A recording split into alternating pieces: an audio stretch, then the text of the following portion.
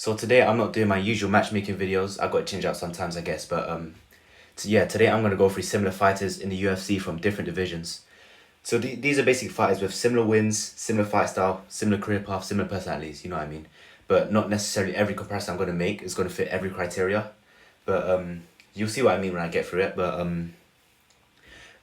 I let me just say this. I claim myself to be the best matchmaker in the UFC. Well, I'm not. I don't work for the UFC in it. But if I were to be in the UFC, I would be. I genuinely think I could double the company's revenue. But hey, what can I do? But I'm just gonna say, what we have so far for the 306 card, disgraceful. We've got 10 fights. Dana said only 10 fights, and we've got 6 fights so far.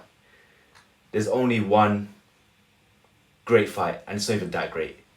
It was on my appearance on my card builder. Check out my card builder because it's so much better than what we have so far. Manuel Torres back on Mondays, fine. Rodriguez versus Osborne, horrible. Chavez Borjas, I wouldn't include that.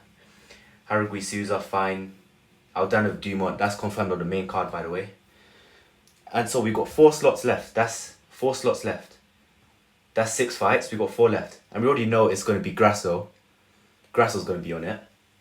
Raul's going to be on it. So that leaves two slots left for amazing fights. They bottled it, completely bottled it. Look at my card builder, my first video on the channel. Banging card, so much better than what they already have. But that's not what we're doing today. I just wanted to say that real quick because it's horror what they're doing right now. But anyways, back to the video. I know what you're thinking right now. It's just gonna be your basic comparisons, like Islam Khabib, O'Malley Talbot. No, I'm not gonna do those silly, simple comparisons. And to start off, I don't even think Islam and Khabib are that similar. Surely, they train the same gym from Dagestan. They're best friends or whatever. But I think they fight completely different, to be honest. I think Islam's a lot more polished and clean on the feet. Whereas Khabib's reckless, wild. He's not even a good striker, but I can't explain. He just tags you up sometimes because you just fear to take that more rather than him expecting you expecting him to strike, if that makes sense. He's not a great striker, but he gets things done on the feet, so fair play. But Islam's more polished, clean. He doesn't have much power. He just, he hits you on the face, doesn't do much damage, makes you a bit bruised, I guess, but he doesn't really knock people out on the feet like that, apart from head kicks. I'm talking about fists, punching. Khabib doesn't throw kicks at all. Well, when he does, it's horror, but you know what I mean. Even their grappling's quite different. I think Khabib's style of takedown's a lot different. He sort of just blazes in, straight away, quick takedown. He can shoot this takedown from, there's a massive distance between the two fighters. He'll shoot this takedown from miles away. He can still get the takedown. More relentless. I think he's a better takedown artist than Islam. Islam's more of he times it, more technical takedown. Goes for trips, sweeps, that type of stuff. And I think Islam might have better jiu-jitsu, to be fair. Actually, I don't know. It's hard to say. Jiu-jitsu is similar, but I think they're quite different. And yeah, O'Malley Talbot, they are quite similar, to be fair. But I don't know. It's just hard to make this comparison right now. This is a fight I'd love to see in the future, to be fair. If Talbot works his way up, gets some good wins, that would be a banging fight. But I don't know. I can't see it happening anytime soon. I mean, I get why people make this comparison, but I'm sure we hear it all the time. Yeah. Just because they both got afros, flashy, they do a backflip or something after they win. They do something goofy. But yeah. But these are who I'm not going to include. I'm going to do different ones because I'm sure you guys say this all the time. But yeah, let's see what's first. So the first comparison I'm going to make is Keita and Rob Font. When you think about this, it's perfect. They're generally the same person. Featherweight, lightweight, of course, but they play the same role in their division. They're both 1-4 in the last 5. I just discovered this now as I was looking through the records. Keita just lost to Sterling, and Font just lost to Figgy. So they just invited the banging fighters who are moving up. They're the ones that the UFC, how do I word this? The UFC think this is like the perfect, how do I word this? The perfect, you know what I mean? The perfect fighter to welcome someone to a new weight class. If you beat Keita, you deserve straight away, you're in the middle of the division. Same with Rob Font. Figgy beat Rob Font, he's right in the middle of the division. Yeah, if you can't beat either Keita or Font, you're probably not cut for the division. So they're like the perfect fighter to welcome someone to a new weight class, if that makes sense. I just discovered that now, that's mad. They're both 1-4 in the last 5, but They've been fighting great fighters. Keita's lost to Holloway, Emmett, Allen, Sterling. Font's lost to Figgy, Sanagan, Cheeto, Aldo. They're all great fighters. I don't blame them for losing. But yeah, they occasionally headline fight nights. They both had their era where they would headline a few in a row. Keita headlined 1, 2, 3, 4, 5 in a row. Font headlined 1, 2, 3 in a row. So you know what I mean? They're kind of in that place where the UFC rely on them to headline fight nights sometimes. They're not the most exciting guy, but you tune into their fights occasionally. They're not that exciting. And even the way they fight, they're real similar when they fight. Look, clean, crispy boxing. They keep their hands real tight to their chest, stick that jab out with no telegraph. You know what I mean? You get jabbed up, you get your nose bleeding. They're not really the type of fight to KO you one shot, heavy shots, but you know, they hit you with clean combos, 1-2s, then eventually you take too much damage. That's when you get knocked out eventually. But none of these guys are getting one punch KOs. You know what I mean? Maybe they have a few, or a couple, but that's not. They don't really do that. That's not their style of fight. Polished 1-2s, combinations, volume, clean, crispy boxing. Yeah, don't really hear them speak. Little typo there, but it doesn't matter. I don't know what Rob Font sounds like, to be honest. Keita, only heard him speak once at 300 at the press conference and stuff. That's it. I don't know what Rob Font sounds like at all. I swear down I don't. And they're both ranked 9. Yeah. Both ranked 9. They're kind of in a position, they've been on good win streaks and stuff, but as soon as they fight the elite cream and crop of the division, they lose. Then, you know, they're just stuck in the middle of the division. They can't progress, but anyone below they beat. For example, Font beat Yanez, smoked him. Keita beat Giga. Both these guys were up and coming in the division. Then they smoked them both. So even another. It's more. And yeah, both got granite chins. None of them have been knocked out before. This is perfect comparison. Perfect. Yeah, not much to say. Let's get on to the next one. So then my second fight comparison, Carlos Ulberg and Brendan Allen. I'm not gonna lie, just as I was recording this, I found out Carlos Ulberg is 33. I did not know that. I'm not gonna lie. I thought this guy was like 25. I thought he was up and coming, new prospect and that. But mad, 33. That's actually kind of peak. But Brandon Allen on the other hand, he's what? He's 28, probably. I think, yeah, 28. But yeah, both of these guys are on the big win streaks. Ulberg's on a 6-fight win streak. Allen's on a 7-fight win streak. Similar. They've been getting a lot of finishes as well. It's important to note. And yeah, and another thing is that they were both recently booked to fight Smith and Vettori. Ulberg versus Smith, Allen versus Vettori. I'm killing 2 birds with 1 stone in this comparison. Smith and Vettori are the same fight as well. Both these guys are oafs. They've got no footwork, no game plans. They make no adjustments in the fight. 0 footwork, clumsy, sloppy footwork.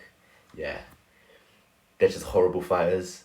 Yeah, so I guess those fights are basically meant to be like the next step. If you can't beat these guys, you're not meant to be at the top of the division. To be fair, Vettori, like, if you lose to Vettori, it's not ideal, obviously, but it's not the worst look in the world. Vettori beat some guys, but you should be beating Vettori, let's be honest. But yeah, and their most recent loss was an unnecessary KO. For example, Allen got KO'd by Curtis in his last loss. Who does Chris Curtis really KO? I mean, how many KOs does he have? He has a few, to be fair, but he's not really known for KOs, I guess. He likes to work the body and, you know what I mean, weigh you to a decision usually. But even worse, Carlos Ulberg got finished by Nezi Chekwu. I don't even know how to say his name. Nezi Chekwu. That's a horror look on him, to be fair. You should not be losing to Kennedy. Nezi Chekwu. Nezi Chekwu just lost to OSP as well by split decision. Horror. Yeah, that just goes to show that's a horror loss. But yeah, I think they're ranked pretty similarly as well. And I think they're a couple fights away from a title shot next. So yeah, they don't necessarily have the same fighting style. Allen's more of a body kick grappler, take you back. Ulberg has wild hands, good left hook. He can take it to the ground sometimes, but different style of fights. Next one up, Yan and Fiziev. These are 2 of some of my favorite fighters in the roster right now. I love both these guys. I don't know why. It's not necessarily something they do. I guess it's their fight style, but you know, you just have fighters that click with you. For example, there are lots of fan favorites I'm not the biggest fan of. I mean, I respect them and all, but they're not my favorite. These guys are some of my favorite. I guess their fight style, they just click with me. But yeah, blistering, quick body kicks. They snap these body kicks up in seconds. Something I noticed they do as well, they snap that body kick and they follow with that check hook or lead hook, whichever one it is, some type of hook. They love that combo. Yeah, they snap this body kick up in seconds. But it's one of these snappy bruising body kicks. It's not the type of body kick you feel internally. It's like, you take a few to the abs and the ribs and you see you're proper red and bruised up, if that makes sense. You're not necessarily getting KO to the body from these guys. But yeah, similar, real similar. 99 speed, both in their hands and kicks. Yeah, not much to say. We know but they're both quick. Close fights lead into downfalls as well. Yan is obvious. He had 2 close fights in a row. He arguably should have won. Sterling won very, very close. O'Malley, majority think he should have won. When I look at the media scorecards, I think 2 or 3 had it for O'Malley. The rest had it for Yan. I still think he won. I think he could have even won 3-0, to be honest. It was a close fight though. 30-27s can be close fights. A 50-45 can be a close fight as well, but I do think he won. Maybe not 3-0, 2-1. I do think he won 2-1. I can't remember what rounds, but every time I watched it, I scored it for Yan. No bias. He is one of my favourites, but I seriously think he won. They both got granite chins as well. Fizzy has been KO'd once, but that was to a clean shot. Everyone's going to get KO'd by that, really. But when you look at the Gaethje fight, though, I'm surprised he didn't get KO'd by these uppercuts. He was dipping low, trying to avoid like a hook or something, then he was walking right to an uppercut to the chin. He would just eat it. And Yan, never been knocked out, never really been wobbled or hurt. He's been dropped once by Dodson. That's one I can remember off the top of my head, but that wasn't really hurt. He just got, how do I say it, stunned or just didn't really expect it to come. So yeah, these two are very similar. They're not necessarily, I think they're similar personality-wise as well. Quite funny, they don't talk much. They haven't necessarily had the same career path though. Yan's been champ, fought for belts a couple times. Fiziev's not really been there yet. He was really close to winning a belt. But this is really similar though. Let's see what's next. This is another one that's too perfect. Blades and Brunson. Now, these guys just always lose by brutal KO. They're both victim to the most vicious ground and pound TKOs. Not even TKOs, they're proper knockouts. For example, Blades' record. That Lewis KO, the uppercut to the... those like 2 free shots. Lewis landed knee on belly, just clipping his chin, bouncing his head off the floor. Mate, that was like the most brutal ground and pound I've ever seen. Cannonier's been victim to these type of ground and pounds as well. On how many occasions? Twice. His last 2 fights in the UFC has been KO like this. Cannonier and Duplessis. Mate, I remember I was watching this fight. DDP landed like this one brutal hammer fist. Brunson's head proper bounced off the canvas, then his team threw in the towel. Brutal KO. Every time is brutal with Brunson. And Cannonier as well. You got rocked on the feet, you got like thrown on the floor. Boom, boom, like 4 elbows to the chin. Yeah, every time is brutal. Both in the second round as well, which is interesting to know. Did Blades get KO'd? Yeah, they were both in the second round. Both of Brunson's were in the second round. Blades' one to Lewis was in the second round as well. Mad. They all only ever lose by knockout. Every time Blades has lost 1, 2, 3, 4. Every time he's lost by knockout. Brunson 1, 2, 3, 4. Pretty much every time. Most times, yeah. Just one time he hasn't been KO'd. And it's only like great fighters they lose to as well. For Blades, Lewis isn't the greatest fighter ever, but yeah, I mean he was winning the fight. It was just he just got caught by a lucky punch. Not lucky, but he just got caught, I guess. You don't really lose much stock for that, I guess. But apart from that, he only lost to Ngannou twice and Pavlovich. I guess he just has nightmare matchups against these power punchers. Brunson, who's he lost to? DDP, champ. Cannonier's really good. Izzy, Souza twice. Silva, Whitaker, Romero. Those are the only losses. These guys are all good, so can't blame him too much for that. And on 2 occasions, they've both lost title elimination bouts. They were both so close, just one fight away from the belt, they lost. For Blades, for Bronson, sorry, he was on a 5-fight win streak. Then he fought Whittaker, which if he won, he probably would have got a title shot. But then he got KO'd in the first round by Whittaker. Then he got on another 5-fight win streak. Fought Cannonier, lost to Cannonier, and Cannonier got a title shot. If he won, he probably would have got a title shot as well. Blades as well, 3-fight win streak. Then lost to Pavlovich, got KO'd in the first round. They always get KO'd, I'm telling you. Then yeah, Pavlovich went on to fight for the belt, interim belt, at least not the proper belt, but still a belt. Yeah, then Blades lost that. Then if he beat Ngannou that second time, he might have gotten a title shot then as well. He was already on a 4-fight win streak. Then a win over Ngannou might have put him in that place. So yeah, they just keep losing title elimination bouts as well. Just too good. This is too good of a comparison. It was a smart one by myself, I must say. Then the last one, let's see what's next. Last but not least, Charles Oliveira and Diego Lopez. I think this one's quite self-explanatory. First off, they're both Brazilian. They got that aura to them, but I'm not talking about these type of fans where anything they do, they just say, oh, this guy's got an aura. This guy's got an aura, man. But no, I'm talking about their walkouts. Every time they walk out, they just get, no matter where they are, they get a pop from the fans. They bring that energy when they walk out. They high five the fans, bring both hands out. You know what I mean? They just bring that energy. All the fans always cheer for them. They know it's gonna be a banging fight every time. Both these guys are some of my favorite fighters as well. Charles is probably one of my favorite fighters of all time. Lopez is maybe not my top 5, but top 10, I'd say. Top 15. He's up there. You can't hate the guy. I mean, what he did at 303, as well as Ige, like, he didn't have to fight to get paid, but he decided to anyways. And it was an entertaining fight. And I think Ige is low-key a scary matchup for him as well. And yeah, he fought a really good fight, that fight. So, and their last loss was a close fight where they lost to ground and pound. This is scary accurate. So Charles lost to Sarukian, which still frustrates me, because Charles could have done so much better. It was a really close fight as well. So many occasions Charles could have edged it out, but so round 1, Charles clearly won. Nearly finished that guillotine, but Arman's shorts fell off.